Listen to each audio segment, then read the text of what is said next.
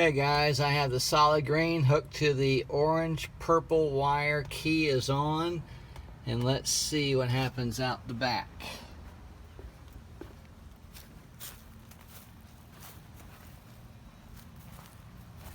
Passenger side brake lights on. Now I come back here and I remove this jumper and I put it on the green with orange stripe. And the driver's side works and the passenger side is not on. So there you go. Now, I don't think I tie them both together. I mean, I need another jumper. I can tie them both together and they both should work. So let me do that. Let me see if I can do it with one hand. Okay. And tie this together. There you go. Turn the key on.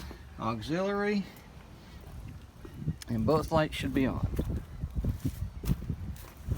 The passenger side is on, the driver's side is not. Do I have it on the wire? Yes, I do. Alright, now it's on. It probably wasn't a good connection, but see, both brake lights are on now. So when I tie both of them together, okay? And also the front parking lights should not be on. Correct, they're not on.